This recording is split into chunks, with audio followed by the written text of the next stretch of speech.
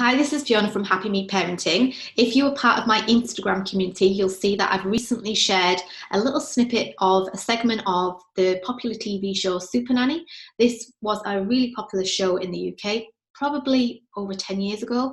I remember watching it well before I had children, and when I was watching it, I actually thought that the families were really bad, that the parents were really bad, that the children were wild and out of control, and I actually didn't question SuperNanny's methods or strategies or her way of being. I literally thought, these families are doing something really wrong and they actually need SuperNanny's help.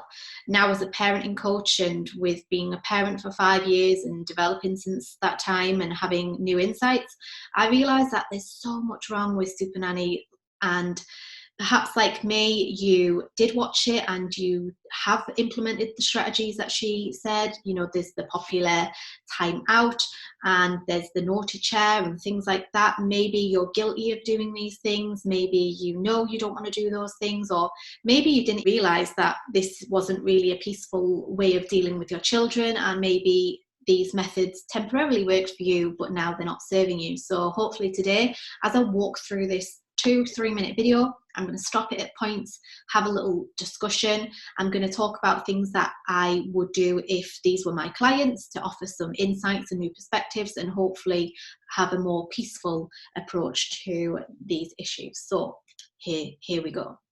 So let's get started. So the girls hit them on the face. Don't push me. Pushing her.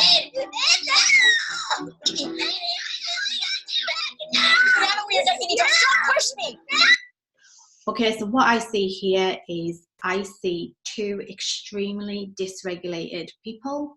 I see a child who is really, really struggling with some big feelings. We have no idea what these feelings are about, but chances are the mum doesn't either. And she's also got big feelings. She's probably stressed out. She's got needs that aren't being met. She's struggling. They're both struggling. So if we see it as outsiders looking in, it's, oh my goodness, have empathy for the daughter, have empathy for the mum. The daughter's way of trying to move these feelings that she has inside is to be pushing. It's a very sort of big behavior. It's like, look, I'm not okay, get away from me. But then because she's a child and she's dependent on her parent for attachment, she still wants that closeness. But all of these emotions are inside of her. She doesn't know what to do with them. Chances are mum has never held space for these emotions. Perhaps she's never had anyone hold space for hers. So what we're seeing here is quite a dramatic sort of outburst of feelings. And yeah, let's have another look. It's ridiculous. Okay, so now we've got a short snippet of Dad. Dad says, "This is ridiculous." Okay, let's imagine that we weren't okay.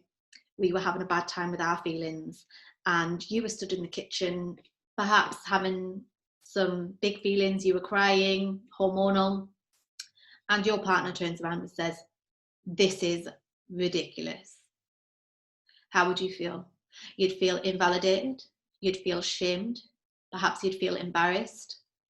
Perhaps you would feel unsupported. You would feel unloved. You might even question whether you were ridiculous. There's so many things you could get from that one statement, and it's pretty shaming, to be honest, to stand there and to look at someone who's clearly really upset and to go, "This is ridiculous." Completely ridiculous. Parents allowing their 8-year-old daughter to hold control over them. So SuperNanny, parents allowing an 8-year-old child to have control over them. Is she? 4-year-old. Where do you want to get dressed? Fine, then get dressed in here. Here's your clothes. Brandon and I are leaving. Okay, so there's obviously something going on with the clothes, and the mum is beyond empathy, meaning she hasn't got that sort of internal resource within her to offer empathy for the daughter. So she chucks the clothes and says, "Fine, get ready in here." The girl's still screaming. You can see here the mum's really stressed out. We've all been in this situation. Excuse me? What is going on here? Somebody doesn't want to get dressed. What I find interesting here is Jo Frost, which is SuperNanny. She's actually shaming the mum now. Excuse me? What's going on here? Okay, so Jo Frost is acting like an authoritarian parent and putting the real mum in a position of child. So she is actually shaming her in this little snippet too. Somebody doesn't want to get dressed. Mm-hmm. So what's been happening? And it's worth adding, yes, this is a unique situation. Not many of us have a parenting expert come into our home.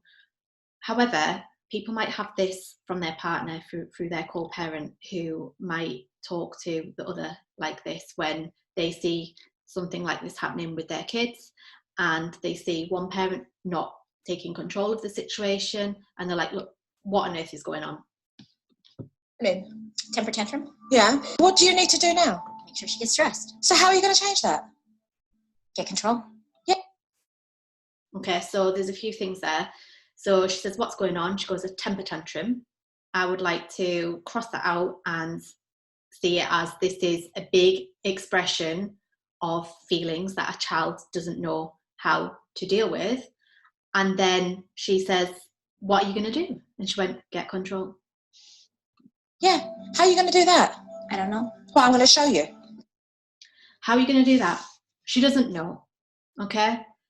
Are we really in control of our children? Is that our sort of role as a parent, to have control? To me, this is a very old way of being. This is the authoritarian way where children should be seen and not heard, and that parents should power over them and parents should have the control. Children should respect adults, but there's zero respect going on here for the child, so she's not going to be respecting her parents. And now SuperNanny's swooping in and she's like, I will show you. This behaviour is unacceptable. Okay, so SuperNanny's done something which I completely disagree with. She's being extremely confrontational to the little girl. Look at her body language, look at her eyes. She is up in this child's face. Okay, yes, she's at eye level, which we want to be doing when we communicate to our children, but she's got this all wrong. She's basically gone in there like, I am the adult, you are the child, you will do exactly as I say. This is very, very threatening. A child would feel very, very helpless. This child has no relationship to this woman at all. And if Jo Frost came up to me like this would not go down well, and I'm sure it wouldn't for you either. Do you understand me? Do you understand me? Okay, this child is dysregulated. She's got feelings that she hasn't been able to work through properly. She's not in the correct side of the brain, the left logical, rational side. This is not the time for schooling. This is not the time for teaching. This is not the time for what she's doing right now, and I wouldn't do it this way anyway. Do you understand what I'm saying? Oh. And she goes, do you understand what I'm saying? And the little girl rolls her eyes. Okay, so that's a coping mechanism. This will be a child that when she's older will walk away from her manager and roll her eyes. It's something that is developed when we squash our feelings. She's just kind of, yeah, okay, but she doesn't. She probably hates SuperNanny right now. I want you to go straight back into your bedroom. I want you to put your clothes on. And when you've done that, I want you to go and see Mummy. Wow. How would you feel yourself if you got spoken to like that? Imagine your partner or a friend coming in saying, I want you to get dressed, I want you to get your clothes on, and I want you to go over there and see so-and-so. Okay? If you wouldn't like something done to yourself, why do it to your children? Like, this is absolutely heartbreaking. It's shaming. It's just difficult to watch. Do you understand me? And again, she says, do you understand me? This is for SuperNanny's ego. This is for her. She's locked in her, I'm the adult, I will power over you, you will do what I say. This is her wanting full control and full power. And to be honest, this is someone who felt very, very powerless herself as a child, and perhaps the product of this type of parenting. Right now. Right now. And this, right now, it's on my clock, you'll do this. Right now. What did I do? You raised your voice. Observe what I did. You want me to say? Kayla, get your clothes on right now and go get dressed.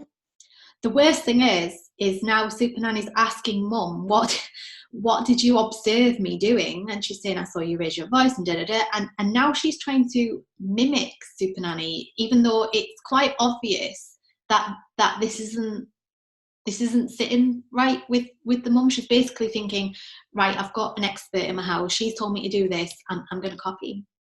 Right now, if we look at it, the mum is in child mode. Mm-hmm. So how do you sound? If I'm more firm, then I'll be more authoritative. If I'm more firm, I will be more authoritative. Authoritative is peaceful parenting, gentle parenting, conscious parenting. It umbrellas under that. This is authoritarian parenting. So she's got that wrong there. What are we doing here?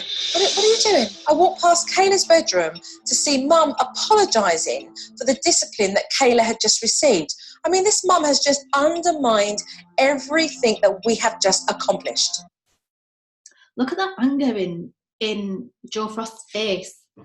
She has just undermined everything that we have just accomplished. Again, this is someone who wants to control. This is someone who wants to power over. This is someone who's coming from the authoritarian style parenting. And why perhaps do you think that the mum is apologising? The mum feels bad. The mum feels guilty. This is the mum now. Feelings have passed, and she's been able to slowly regulate herself. And she walked past her daughter's room and saw that her daughter's upset, and she's apologising. And wouldn't you, if you'd spoke to your child like that, you'd want to apologise? You went in there because of what? Feeling guilty. And why did you feel guilty? Because I saw her sin. Good. Listen. I mean, look at the mum's body language. She's tired. She's fed up. She's exhausted. Mum needs to be taken care of right now. That's what I'm seeing. Like, mum isn't okay. Listen to what is coming out of your mouth. You feel guilty because you've asked your 8-year-old to do what I successfully get 3-year-olds to do. Wow. That comment in itself is extremely shaming. What I get 3-year-olds to do. I've got no other words for that bit. So, do you think she's going to remain sad for the rest of the day? Do you think she's going to grow up hating you? Seriously, is that what you think? Yeah. The mum might think that, because that is true. If this was happening all of the time, the child would grow up hating mum. There's no soft way around that. The child's going to grow up feeling unseen, unheard, not validated, disrespected. She's going to be extremely dysregulated. She's not going to have any healthy tools for dealing with her own emotions. Of course she's going to hate her mum if she continues to be parented like this. And the fact that SuperNanny is kind of making out like that's a ridiculous thought just shows how ridiculous SuperNanny is. Okay, so this is rolling on to another one. And with the one that we've just seen, obviously the girl was upset, okay, and it's not okay to hit. Even as peaceful, conscious parents, we need to set boundaries that it's not okay to hit. So I'm going to roll back to that, and we'll have a look at what she could do instead.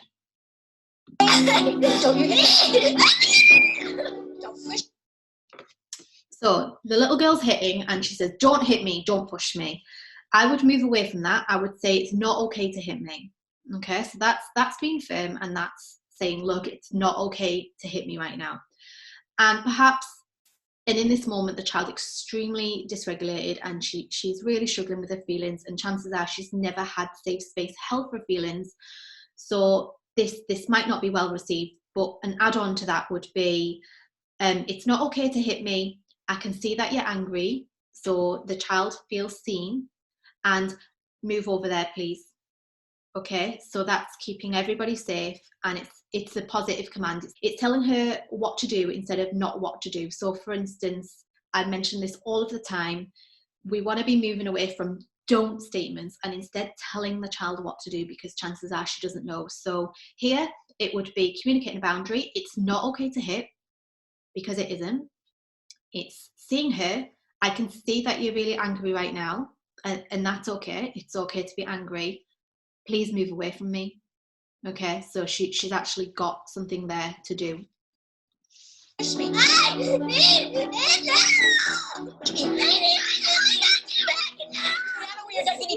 push me. It's very, very difficult to do when a child is like that. And again, if a child, I don't know how old she is, she looks about 7 or 8, and if the child has never had safe space for her, but what it would be great for the parent to do is to validate it. I can see that you're really angry.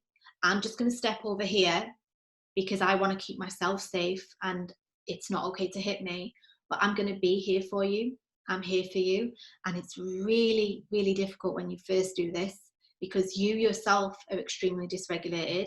And if you're so dysregulated to the point where you feel like you're going to hit back or push back, it would be to, I'm going to walk away right now because I'm angry and I need to take care of myself. And it would be walking into the other room, splashing some water on your face, taking 3 deep breaths, asking another parent to come in. Just take some time for you, providing that they're old enough. Obviously, you wouldn't leave a 1-year-old or something like that by themselves. But yeah, in that moment, and if you weren't too dysregulated, if you were frustrated and it was hard going seeing your child like that, but you felt that you could stay in the room, it would be to move somewhere in the room and say, look, I'm just going to sit here beside you whilst you work through this. And again, communicating the boundary. If she starts hitting, say, look, it's not okay to hit me. I'm just going to be over here. I'm going to be waiting for you for when you feel calm. Ridiculous. Completely ridiculous. And instead of the dad saying this is ridiculous, the dad could stand there and say, look, honey, you're having a hard time, aren't you? I get it. You're having a really hard time. That would be enough to feel seen and heard. Parents allowing their 8-year-old daughter to hold control over them like a 4-year-old. And, you know, if I heard the words of super nanny in my head, often people do, if they've been raised like this, they would think my child's controlling me. I'm not going to let them be in control. They're ruling the roost. I would acknowledge that train of thought and think about where it's coming from, because chances are it's coming from your own parenting and how you were raised, and it's not actually true. Children aren't deliberately malicious. They aren't deliberately trying to control us, and that is not the case here at all. This is just a child who's really struggling. Where do you want to get dressed? Fine, get dressed in here. Okay, so there's something, as mentioned before, going on about getting dressed. And, you know, children want to feel in control. A girl of this age will want some control, perhaps over what she's wearing, where she gets changed, when she gets changed. So here it would be thinking of ways to allow her to do that before it gets to this point. It's very difficult to do it when it gets to this point.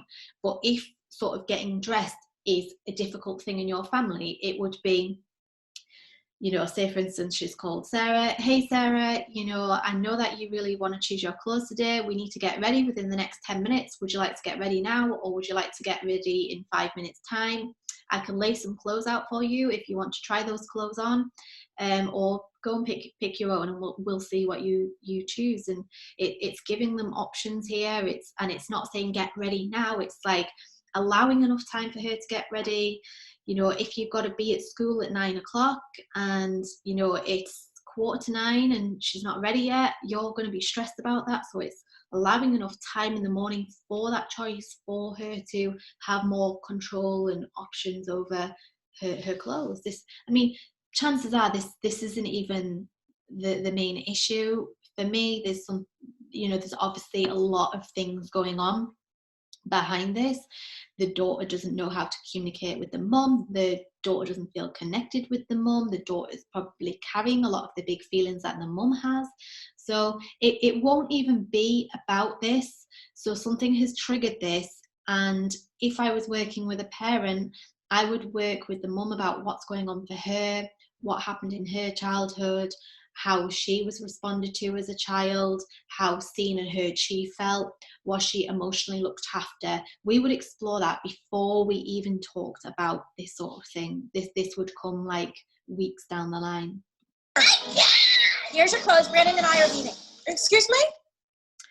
And so when she drops the clothes and she says, Brandon and I am leaving, then the daughter thinks, oh my goodness, my attachment figure, my parent who I rely on for attachment, care, love, everything, is leaving me. She's turned her back and she's walking off, and she has said that she's leaving. So of course the little girl is going to be very reactive to that. What is going on here? Somebody doesn't want to get dressed. Somebody doesn't want to go. And the fact that this is happening in front of the daughter is shaming in itself, and they don't use the daughter's name. They say somebody doesn't want to get dressed, and the fact that they're having this interaction in front of the daughter is not useful. If this was happening in your co-parenting relationship, in with your child's other parent, then this is not to take place in front of the child at all. Get dressed. Mm-hmm. So what's been happening? Temper tantrum. Yeah. What do you need to do now? And again, I mentioned before, it's not a temper tantrum, it's just an expression of big feelings, and we would want to think, what are these feelings? So when I work with a parent, and if we were discussing a situation like this, I would be asking them, what happened in the moments up to this? Where in the house were you? What was your child doing? How connected did you feel on a scale of 1 to 10, with being 10 very connected? Often a parent would come out and say they were in the room by themselves, I was distracted, I was busy doing house jobs, we hadn't connected, I'd just barked loads of rules at them, I'd been like a sergeant major saying, right, we're doing this, get your coat, do this, do that, and there'd been no connection that day whatsoever. So then I would ask what could be going on for the child, and there's an acronym, HALT. Are they hungry? Are they angry? Are they lonely? Are they tired? And I would get parent to be thinking what could be going on for the child, and move the parent away from seeing the behaviour and seeing like, oh my goodness, they were so hungry, they were just hitting me, they're such a bad child, I don't know what's wrong with them, they're out of control, I need help. We would move away from that and look at it with different eyes and think, hang on, what could really be going on? And a good way to think about this is to think about yourself. I'm sure there's times when you've had a meltdown and your partner's been stood there thinking, oh my goodness, what on earth? But perhaps your partner knows you really well and knows how you deal with stress and knows how you express your feelings, and they can stop and go, oh, hang on, she had that big meeting in work today and she's just had a 2-hour commute home and she's tired. So in this case, I'm going to make sort of space for these big feelings instead of judging or being reactive back, and think about it like that. Make sure she gets dressed. So how are you going to change that? Get control. So how are you going to change that? Get control? No. The way you get cooperation is through connection. We always want to be finding ways to connect. Perhaps the child needs a hug. Perhaps the child needs their mum to walk into the room and go, hey Sarah, I see that you're really angry and I know you can't communicate that to me right now, but I'm here for you, I love you, we're both having a hard time and I'm working on changing this. Yeah, how are you going to do that? I don't know. Well, I'm going to show you. This behaviour is unacceptable. Do you understand me? Do you understand what I'm saying? I want you to go straight back into your... And that's not okay. Like I mentioned before, you wouldn't go into a room and do this. It's extremely shaming. It's confrontational. The little girl feels powerless. Think about the sort of limiting beliefs that she's going to attach to herself in those moments. She has something that she was trying to communicate through the screaming, through the pushing, through all of that, through the tears. So if I was the mum here, I would walk in, I would perhaps place my hand on her shoulder and say, Sarah, look, things aren't okay right now. I can see that you're angry, you're upset. I want to work through this together. I want to find ways to help you. I'm here for you. Is there anything you need from me? Can I give you a hug? Would you like a glass of water? And perhaps even just sit next to her and just give her space. And chances are, if you did that, she would probably cry even more. She would probably let even more emotion out. And it's through that emotional release that she would slowly start to co-regulate with you. And then you'd perhaps get more information. And she might say, Mum, this morning, little brother took my toys off me. You were too busy. You didn't listen. But you're not going to get that information if you come into the room and do what she's done. You're going to get that information when you validate your child and you really see and hear them. Your bedroom, I want you to put your clothes on, and when you've done that, I want you to go and see Mummy. Do you understand me? Right now. And I wouldn't use commands like this. Again, this is not the time. She's not in the correct side of the brain. She needs comfort right now. She needs soothing. She needs nurturing. And I wouldn't ever dictate to a child in this way. Jo hasn't gone in there with empathy. She hasn't gone in there with warmth. She's gone in there for a fight. She's gone in there for control. She's gone in there to attack. So how do you sound? If I'm more firm, then I'll be more authoritative. And that's a misconception. If I'm more firm, I'll be more authoritative. It's not authoritative, it's authoritarian. There's a massive, massive difference. And when we are being firm in boundaries are set peacefully, they're set with love and respect, which this isn't. What are we doing here? What are you doing? I walked past Kayla's bedroom to see Mum apologising for the discipline that Kayla had just received. I mean, this mum has just undermined everything that we have just accomplished. And to be honest, this is the one thing that this parent has got right, and she didn't need SuperNanny at all. And perhaps SuperNanny feels that because, you know, there's times when we mess up, there's times when we don't get it right. We are not perfect parents. And this is this parent's attempt to repair a connection and to reestablish a connection. And she feels bad. She wants to say sorry. She wants to go and comfort her daughter. And rightly so, and this is what we want to be doing. But the thing is, what we also want to be doing is learning how to be peaceful, conscious, gentle parents, so we don't repeat these big explosions and repeat these authoritarian parenting patterns, because otherwise the child becomes very confused, because it's, you know, there's this big explosive blow up, we push, we fight, we scream, we shout, mum gets angry, mum walks off, and then after all of this has calmed down, Mum comes back and Mum apologises, we have a hug, everything's brushed under the carpet, but the damage has been done. If this happens all of the time, yes, of course there'll be times when this happens once in a blue moon.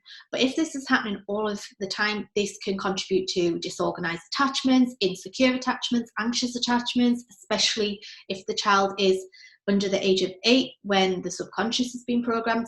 You know, 0 to 8 is such a crucial age, and you know, this girl looks like she's on the cusp of it, of this age.